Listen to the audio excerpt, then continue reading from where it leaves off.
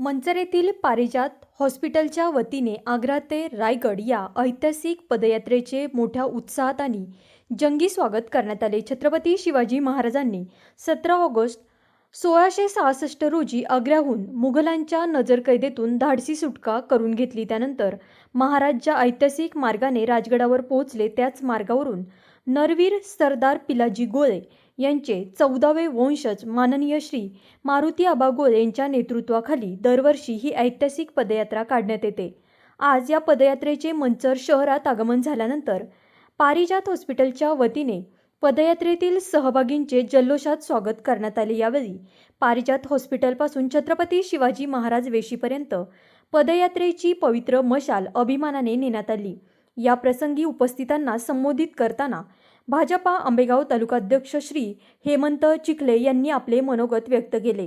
छत्रपती शिवाजी महाराजांच्या पराक्रमाची आणि या ऐतिहासिक पदयात्रेच्या परंपरेची आठवण करून देत त्यांनी पदयात्रेकरूंना शुभेच्छा दिल्या।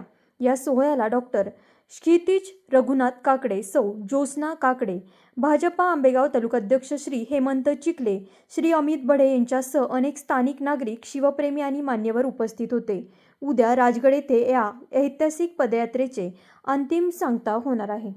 आज मंचर नगरीमध्ये आग्रा ते राजगड ही जी ज्योत आली आहे। आग्र्यावरून निघून गेले 9 दिवस, बरोबर ना बा, 9वा-10वा दिवस आहे आणि ती उद्या परवाच्या दिवशी मला वाटतं राजगडवर पोचेल। या ज्योतीचं आपण गेले 7 वर्ष झालं मंचरमध्ये स्वागत करतो आणि ही ज्योतीचा उद्देश असा आहे की छत्रपती शिवाजी महाराजांची जी इतिहासामध्ये सगळ्यात मोठी गोष्ट घडली, औरंगजेबाच्या वाढदिवसाच्या निमित्तानं महाराज तिकडे आग्र्याला गेले आणि महाराजांना कैद केलं। त्यानंतर महाराजांची आग्र्यावरून जी सुटका महाराजांनी केली आणि त्या सुटकेनंतर ते डायरेक्ट राजगडवर आले। साधारण तो त्यांचा 17 दिवसाचा प्रवास हा इतिहासात लोकांना कळावा यासाठी आमचे मित्र आणि मार्गदर्शक आणि इतिहासाचे सखोल असे अभ्यासक मारुती आबा आज आपल्यामध्ये ती ज्योत घेऊन लोकांना हे सांगण्याचा प्रयत्न करत आहेत की छत्रपती शिवाजी महाराजांचा खरा इतिहास जो हा तरुणांपर्यंत रुजला पाहिजे, वेगवेगळ्या शहरांमधून जाऊन, म्हणजे काल संगमनेरमध्ये असेल, त्या अगोदर शिरपूर असेल, आग्र्यावरून जशी निघते ती वेगवेगळ्या शहरांमधून जात ती राजगडपर्यंत प्रवास करते आणि हा इतिहास लोकांना कळायला पाहिजे। हा आज आपला अजरामर इतिहास आहे। ह्या इतिहासाची जी महंती आहे ती लोकांपर्यंत गेली पाहिजे, हाच यामागचा खरा उद्देश आहे। म्हणून आपण आज मंचरमध्ये सर्वजण पारिजात हॉस्पिटल आपले डॉक्टर क्षितिजी काकडे जे आहेत, MD आहेत, त्यांचं माध्यमातून आपण इथे त्यांचं स्वागत करतो आहे आणि ह्याही वर्षी जसं भव्य दिवस स्वागत झालं तसं आणि पुढच्याही वर्षी आपण त्याने मोठं स्वागत करणार आहे। इथून आपण छत्रपती शिवाजी महाराजांच्या पुतळ्याला हार घालून ती ज्योत पुण्याकडे रवाना होईल। धन्यवाद।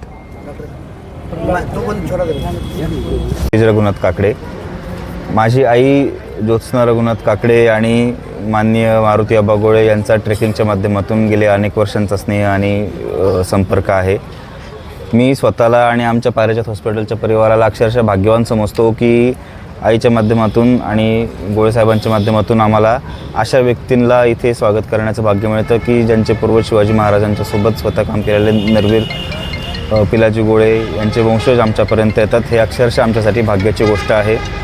पारिजात परिवाराच्या वतीने या ज्योतीचं आम्ही गेले 2 वर्ष स्वागत करण्याचे आम्हाला भाग्य लाभतं आहे। इथून पुढे असंच स्वागत करत राहू आणि इच्छा आहे की कधी ना कधी साहेबांसोबत आग्र्यांसोबत हा संपूर्ण जो काही पदक्रमणाचा मार्ग आहे आम्ही एकदा तरी पुढच्या वर्षी प्रयत्न करणार आहोत की सगळी टीम घेऊन आम्ही सोबत आबांचा प्रवास करणार। धन्यवाद।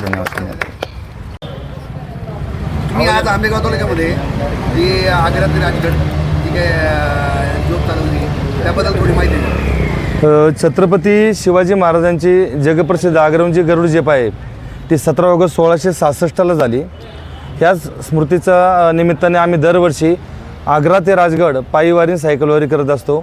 आग्र्यावरून आम्ही 17 ऑगस्ट 2026ला निघालो आहे।